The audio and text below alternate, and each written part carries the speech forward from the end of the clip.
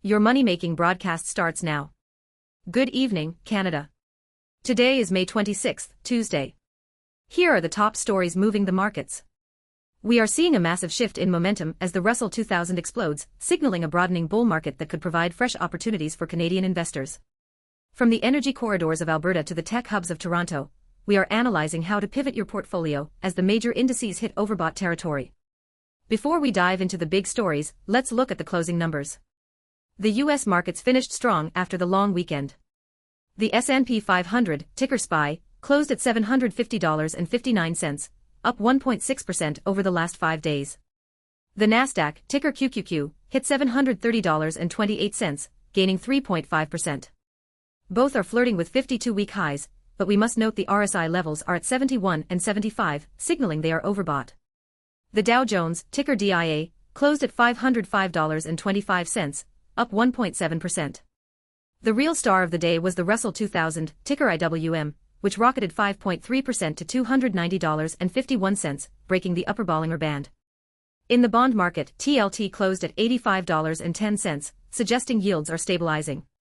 Gold is looking weak with a head and shoulders top pattern on GLD, while Bitcoin and oil continue to fluctuate as the market weighs the upcoming PCE data. Big Story 1, the broadening bull market and the small cap surge. Today we witnessed a pivotal moment in the current market regime. While the S&P 500 and Nasdaq have been leading the charge for 33 consecutive days, the real story today is the IWM, the Russell 2000 ETF, which surged a staggering 5.3% to close at $290.51. For Canadian investors, this is a critical signal. When the rally expands from a few mega-cap tech giants to small and mid-cap stocks, it typically indicates a healthier, more sustainable bull market.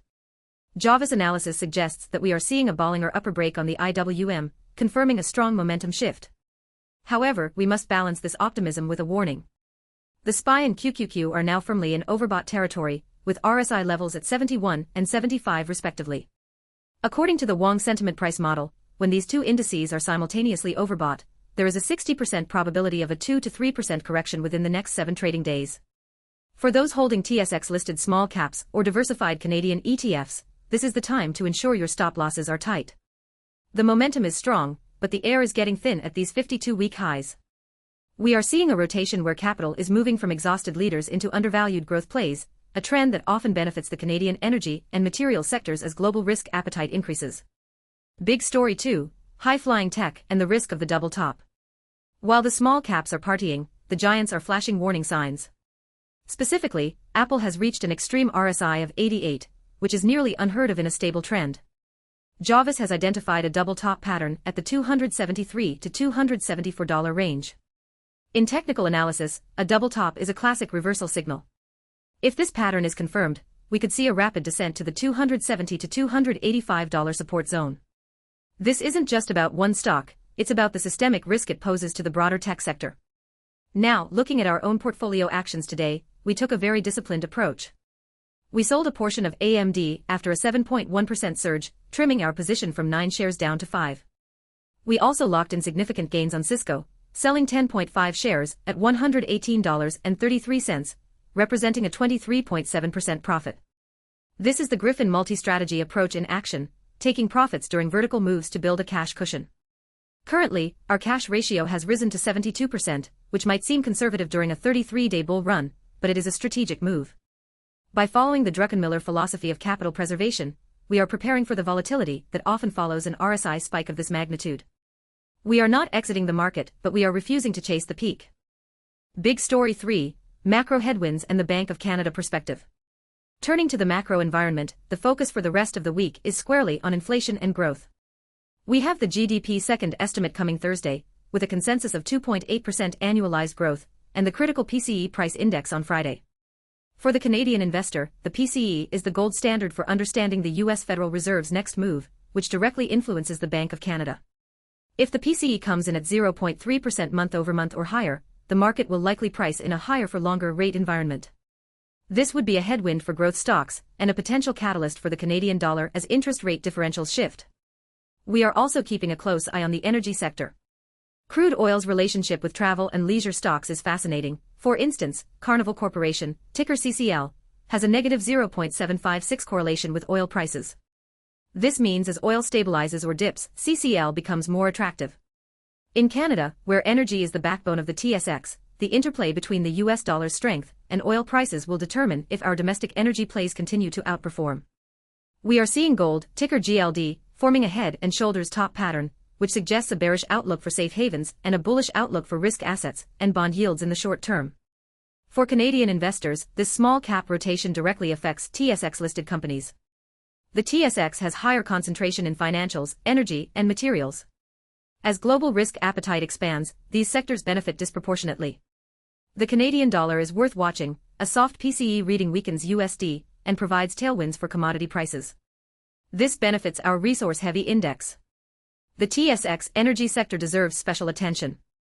With summer driving season approaching and oil prices finding support, Canadian energy stocks offer a compelling hedge against geopolitical uncertainty.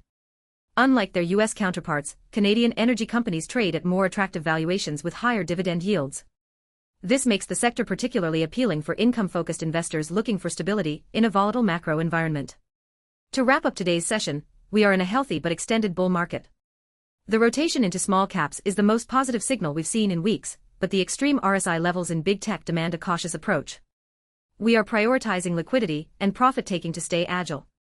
For our stock recommendations, we have a diversified lineup.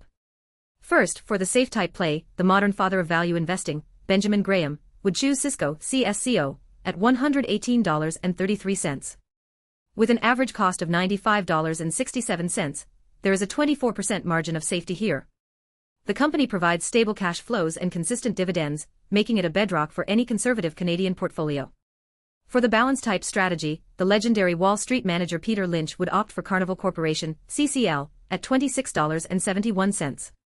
Lynch loves businesses that are easy to understand and tied to consumer experiences. With oil acting as a tailwind and the price still 50% below pre-COVID highs, this represents a classic recovery play with a reasonable risk-reward profile. For those seeking growth, the world's leading innovation fund manager Kathy would target AMD at $503.89. Despite our partial profit-taking, the AI GPU market share expansion story is still in its acceleration phase. The strong momentum and anomaly detections suggest that the S-curve for AI hardware is far from peaking. Finally, for a low-cost, value-oriented entry, the global investing master John Templeton would look at BlackBerry, BB.TO, at $11.65. This is a contrarian play on a Canadian telecom and security staple.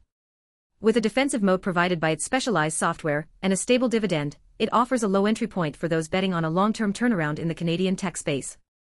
Looking to Thursday, Canadian investors should watch GDP data closely. Strong reading reinforces Canadian bank stocks' case. Our mix provides diversification to weather macro volatility while capturing bull market upside. The energy sector deserves special attention as summer driving season approaches and oil prices find support. As we navigate this week, keep your strategy simple. The broadening bull market is positive, but the overbought signals in big tech demand caution for Canadian investors. Our recommended holdings provide the right balance of growth exposure and downside protection for the macro risks ahead. Focus on quality names with strong cash flows and reasonable valuations. Energy investors should monitor OPEC decisions and inventory data. Canadian producers benefit from the weaker CAD when oil is priced in USD, adding a currency tailwind to already attractive margins. This dual advantage makes TSX Energy one of the most compelling risk-reward setups in the current market environment. The coming weeks will tell us whether the broadening bull market has legs, or if we are simply seeing a rotation from one overbought sector to another. Either way, maintaining discipline and focusing on quality names with strong fundamentals remains the winning strategy for long-term Canadian investors. Stay disciplined and let the data guide your next move. Subscribe for daily Canadian market insights. We break down the data so you don't have to.